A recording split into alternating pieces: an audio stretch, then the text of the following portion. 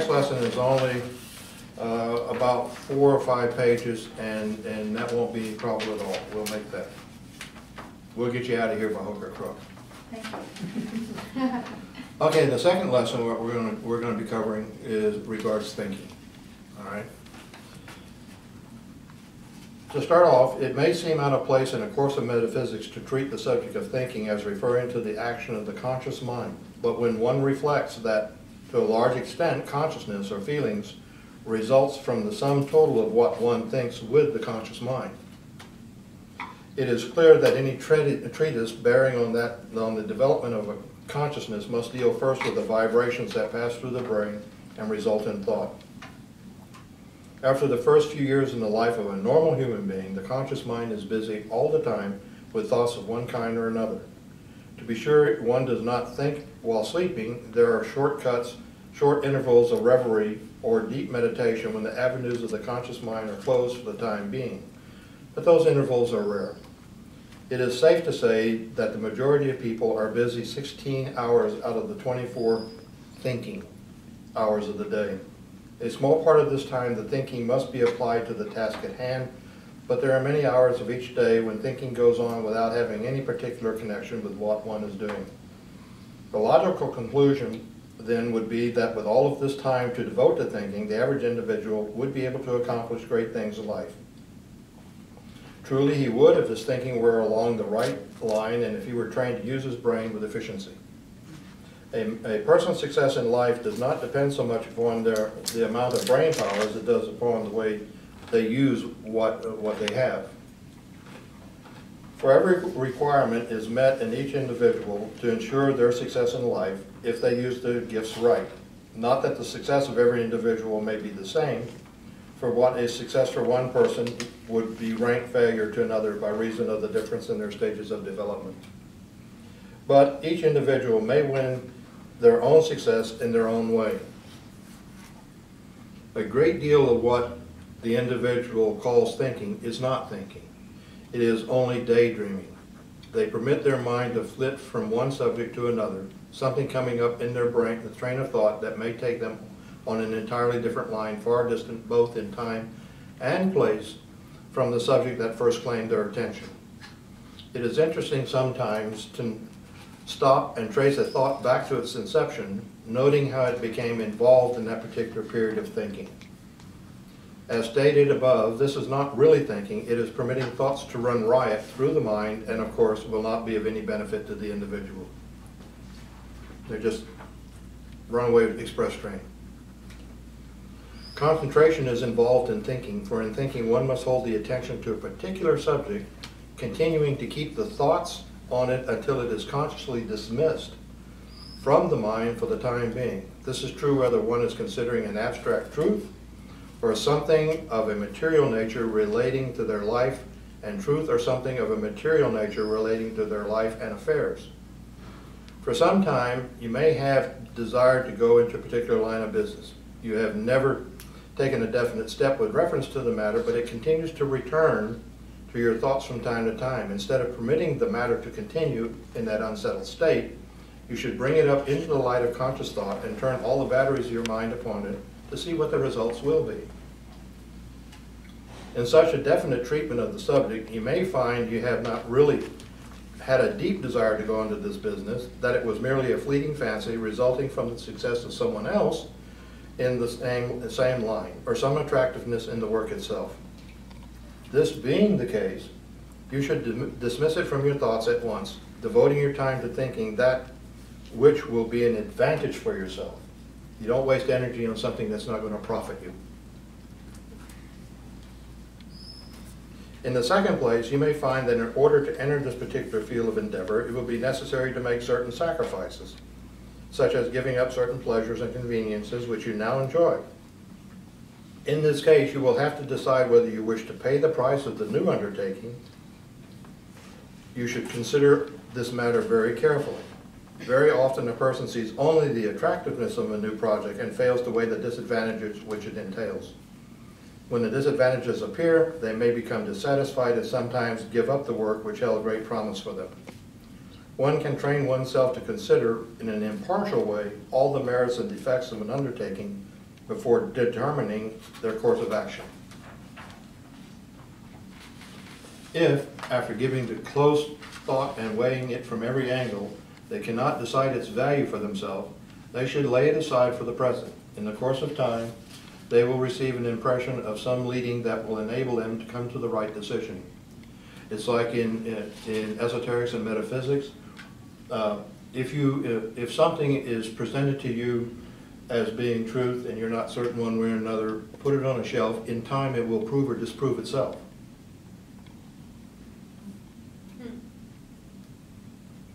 Yeah, I've always kind of done that. Yeah. If I don't understand something or it doesn't sound right, I just Yeah. drop it up there. Rather than act on it right then, put it on a shelf and let it, in time, it will prove or disprove to be of benefit. And that way you don't make an arbitrary judgment, and it will prove or disprove itself. Can save a lot of misery. In an effort to understand the truth with reference to being, the same rule applies, being with the truth which you have. If you will earnestly and seriously consider what seems to you to be true, other thoughts along the same line will come. And if you persevere in this practice, your powers of thought will develop rapidly. It's the principle of like attracts like. You're familiar with that. The energy you put out attracts the same energy in return. So what you're saying here is like the thoughts you put out will attract more thoughts along those same lines. Right. It's like what you put out is what will return to you. That's scary, huh?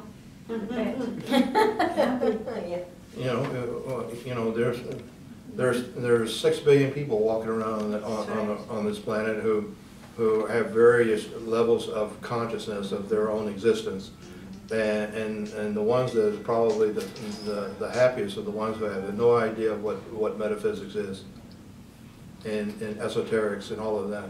They have no consciousness of it. You think that's a good thing? Well, some of the people I've known, it's a good thing they don't Ignorance. know. Ignorance is a blessing Yeah, sometimes. ignorance is bliss. Yeah. Ignorance is bliss. But that's why, those of us who are seeking the ultimate truth, the ultimate answer, we drive ourselves, and people who don't understand us, we drive them crazy because they think we're really not there. But we're on a quest. And those that aren't would never understand. Some of the things you all do already would not be comprehensible to the average person walking around. It just doesn't, it's just not there for them. Well, a few hundred lifetimes from now, they may be there. But they just don't understand it. They see what we do, but they don't understand Right. what we do. I think we're wasting our time. Yeah. Well, it's like the comment. Somebody once made. They took a friend to a burlesque show, and the guy was just awed by everything. And he said, and the guy told his friend, he said, don't worry, don't wonder about how it's all done. Just enjoy the results. And so that's what we do in metaphysics. You don't have to understand everything. Just enjoy what happens, what's produced from it. That's what you tell the other person, I couldn't explain to you how it works. You wouldn't understand, but just enjoy that it works.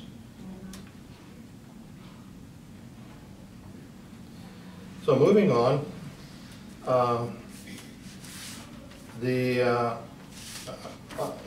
only a few people in the world really think, and they are the leaders, either in material matters, material affairs, or in the intellectual and spiritual realms. The followers are the people who accept the teachings of others, being too indolent to think for themselves. We have plenty of examples of that. Jonestown and so on and so forth. No one can become a master in the art of thinking unless they are willing to work hard.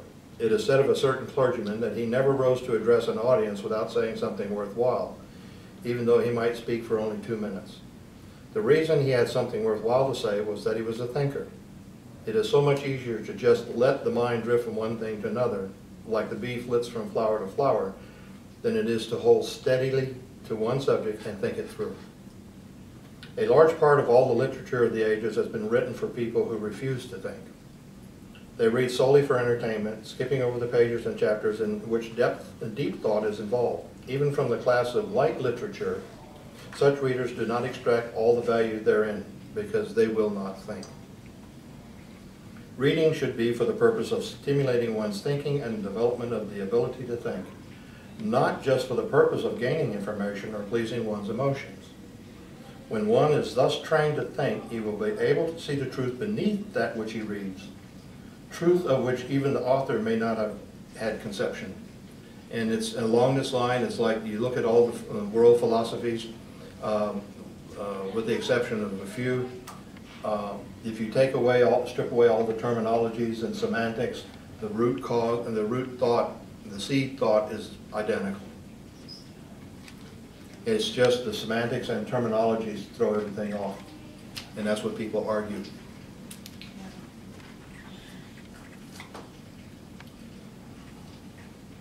Reading, therefore, should be for the purpose of stimulating one's thinking and the development of the ability to think, not just for the purpose of gaining information or pleasing one's emotions.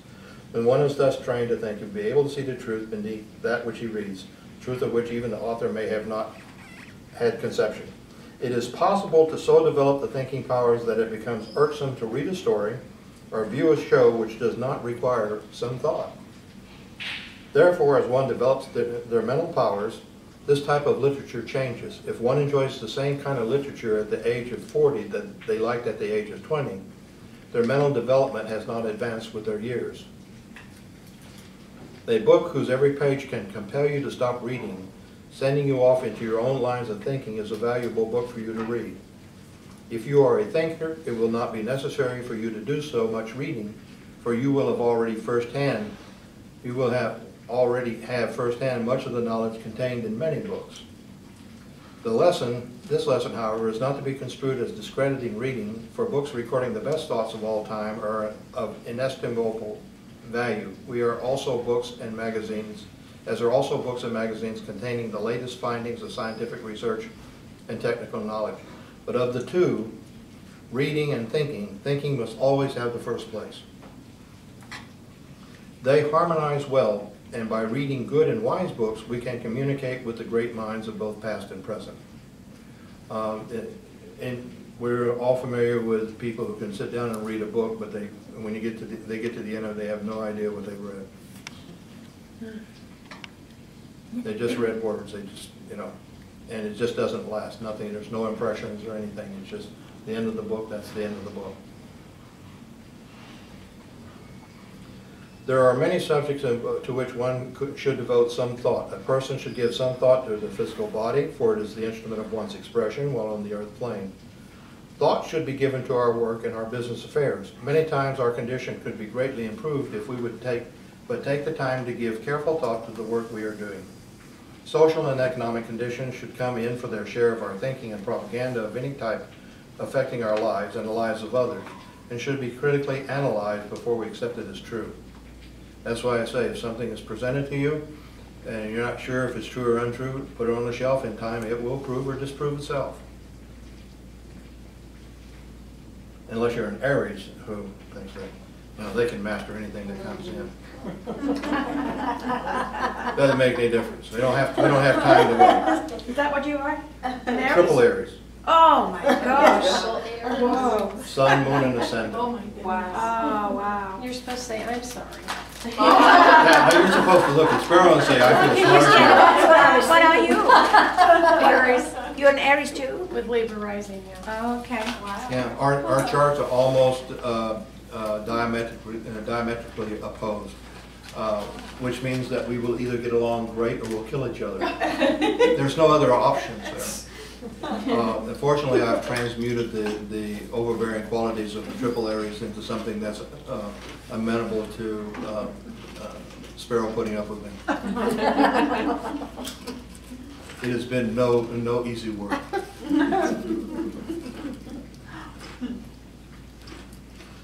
When the authorities of church or state launch a program, too many people are willing to adopt the measures and cooperate with them without giving the matter any thought themselves. Many times such propaganda is in the interest of a certain class or is for the purpose of creating sentiment of a particular kind that may not be good for the of all concerned. Regardless of who the authors of such movements may be, it is the duty of each individual to examine it carefully before giving it his support. Much havoc and disaster has been wrought in the world because the majority of the people do not think. They allow the few to do their thinking for them, and many times the leaders are neither scrupulous nor wise. The individual is distinguished from the lower animals by their reasoning powers, but few accept the gift and try to increase its value.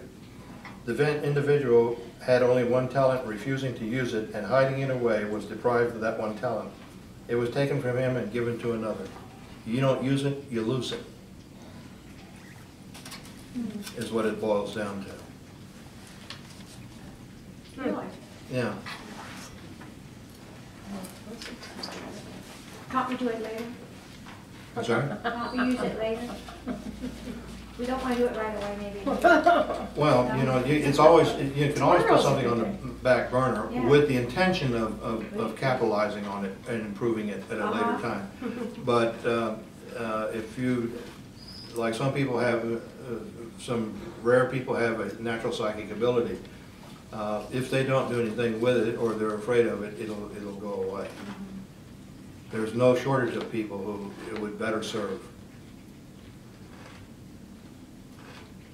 So that's why if you have it, you use it, you develop it. If you don't, you lose it. Sometimes you can ask for it to go away and it does. Yeah, yeah. Unfortunately. See, and in the area of esoterics, for example, and in metaphysics, you're opening a door to a new sense of reality, and you may find that that door closes behind you, and you can never go back because you've seen something greater, and you would never be happy with what there was before. That's true. Yeah. Anyway, continuing on, if one refuses to use their powers of thinking, these powers disintegrate and the individual sinks lower in the scale of human development instead of climbing higher, which is the true course of evolution. Because the individual does not think, they must live in poverty, disease, misery, discontentment, restlessness, strife. This is not because they are being punished by some divine being, but it is the direct result of their neglect to use the divine attributes which are theirs. We do not hold that conscious mind alone can bring the individual safely to the end of his path. It is true that there is a higher source of wisdom and knowledge, but the proper use of the conscious mind makes possible the contacting of greater wisdom and understanding through the superconscious. The I am is all-knowing, but the individual can become conscious of that knowledge only as they raise their thought by conscious effort. The thought exercise at the close of each lesson, if followed faithfully, will furnish splendid practice in thinking. In the first lesson, the statement of truth was, I am peaceful. Continue the statement, adding to it the thought, I have the power to think. Thus the expanded thoughts are, I am peaceful, I have the power to think.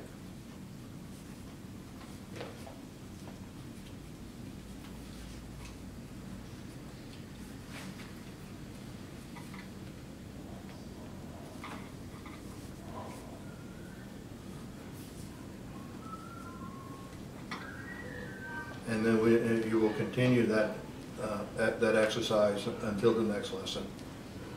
So that gives you plenty to think about and to work on. And I like to see people grow.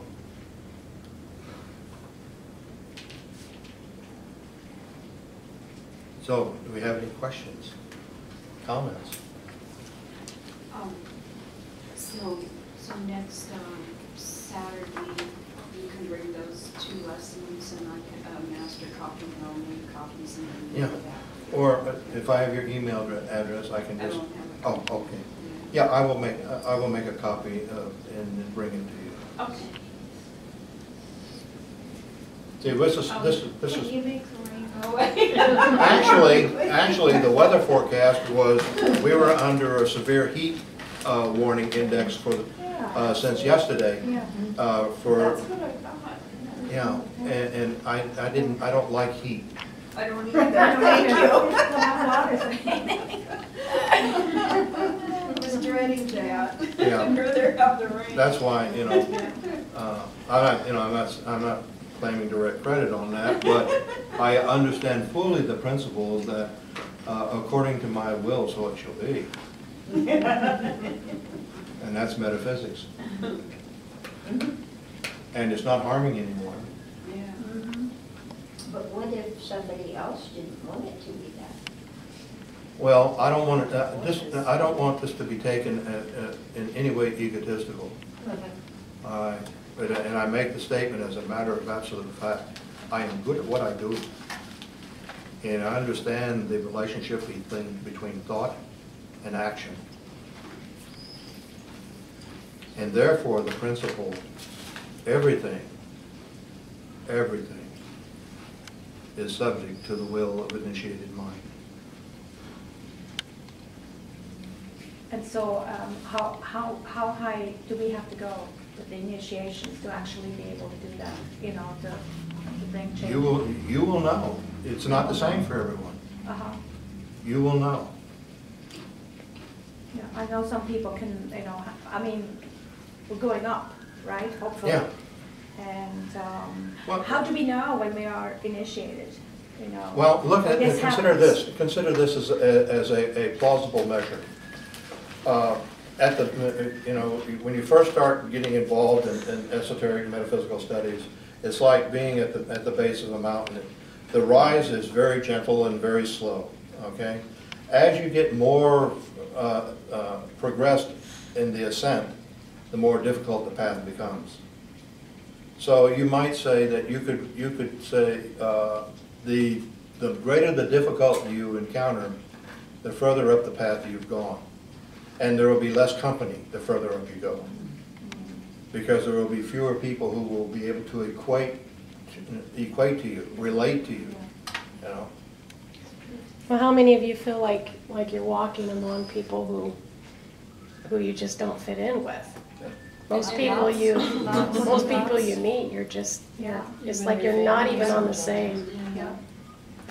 I mean, that should tell you something right there. What's important is completely different, like Yeah. off the charts different. Oh, yeah, I agree. See, and that's why, you know, for some students in the past, and and I've had people who have called me master and wanted to follow me wherever I went, like disciples. I don't do that.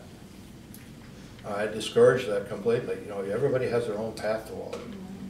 And I just say that I've been at it long enough that I can comfortably say, and looking them in the eye, where you are, I once was.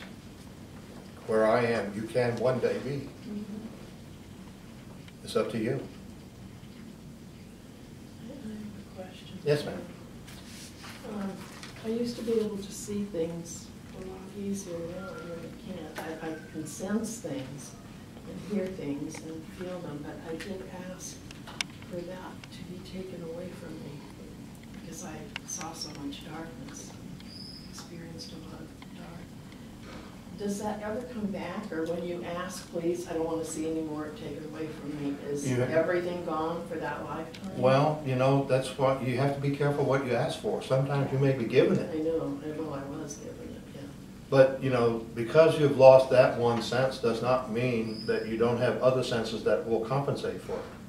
But what I'm wondering, will I ever be able to get that other back? Or if you ask, is it for this specific lifetime, maybe I won't be able to get that? Well, but you have other faculties that you can use, right? See, like. So you're telling her no.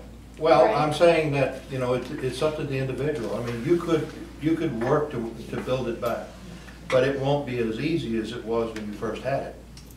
Because now you'll have to earn it back. Well, and it is the conditions of what you pushed it away from. Yeah. Do they still exist? I mean, do you still subconsciously really not want to see?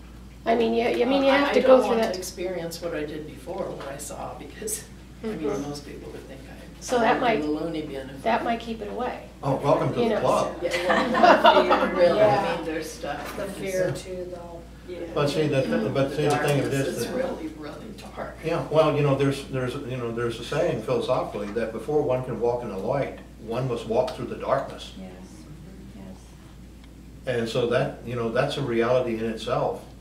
And you can't have one without the other. That's probably why Jesus Christ descended before he ascended. Yeah. Yeah. And it's like the initiatory route between the Sphinx and the Great Pyramid. The initiate, once they pass through the door, between the paws of the Sphinx, the doors close behind them, and they literally travel through the underworld with all the challenges and things that threaten life before they reach the point in the Great Pyramid where they experience eternal life. You can't know one without the other. There's no basis of comparison. Well, that's the nature of this world. Right, right. But if you see something and it is so horrifying and dark that you don't want to be there and experience that. I spent over 5 and years over in again. war. I'm familiar with things that are horribly dark Yeah. but it comes to a point, is that going to be your master, or are you going to be the master of yourself? Well, I just chose not to see it, I guess, because I asked for. Well, you to take it away. each according to their abilities and their understandings. I just chose to accept and face it and deal with it as a reality of the circumstance of life. All right, and I'm comfortable with that. And I know a lot of veterans who only spent a year or two in Nam, and they just refuse to talk about it. Me, I don't have any problem talking about it because it was a fact of existence. It was an experience, and by trying to make it go away is not doing anything in dealing with it. Pam, what were you, if you can share, what were you seeing? If you don't, it's okay, you I'm don't. almost reluctant, well, I'll Well, it's go ahead okay, and you don't- say, you know, 'cause I don't tell everybody. Beings, ETs, beings, very dark ones, not of the light. Welcome to the club. Not of the light. Welcome to the club. But, okay, this is gonna sound really goofy. Not, I literally had to pull out a sword. It wasn't a physical thing, but I knew it was on my right-hand side, and I had to do combat. Physically. ask Sparrow about. Physically with it. I don't ever want to have to be in that position because they came back with more beings, stronger, and I had to keep doing it. And it took all It's hell being the my- eternal warrior. It's horrible. Yeah. It was to the point where I called my son over in Seattle and I told him, come get your mom. They had me put away, lost my mind. Sparrow, you can relate to the Really? And I asked. Well, I've seen one on tape. I asked not to see because I saw them for such a long period of time, and each time I saw there was more and more coming back because they were bad and yeah. And I just thought I can't deal with this anymore. I don't want to see. I'd rather not see, so I asked for that to be Right. taken away from me. Well, Sparrow's had her personal experience with it. I don't know if I've told you about that. I'm not sure. Yeah, I've seen him on tape. I mean, I knew a guy who, he was the most incredible, I don't know how you explain Tyrone, but he did,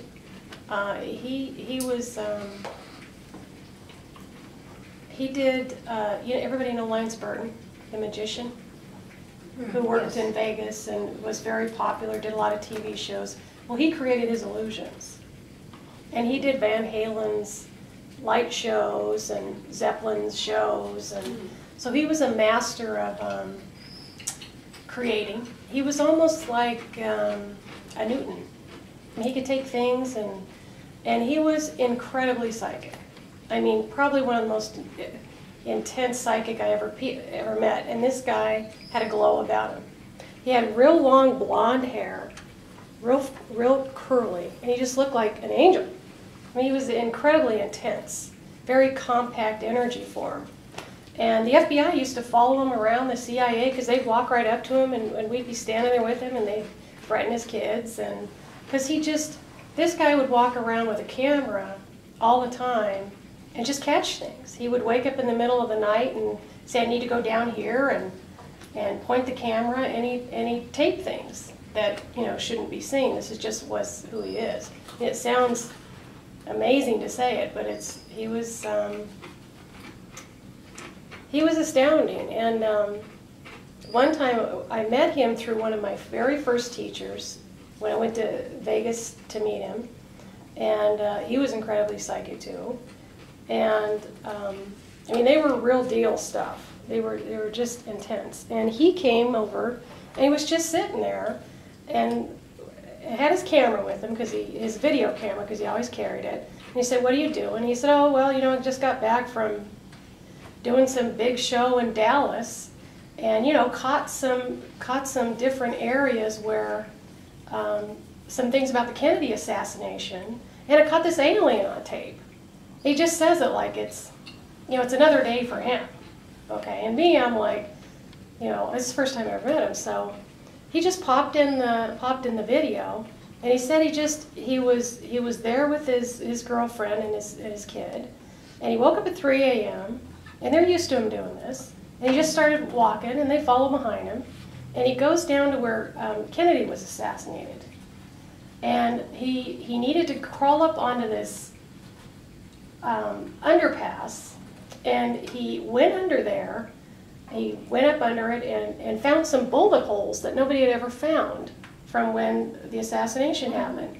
And he looked and he pointed the camera, and you could see this angle that would have been perfect from where Kennedy was shot. Wow. And it was like, you know, but for him it was just normal stuff.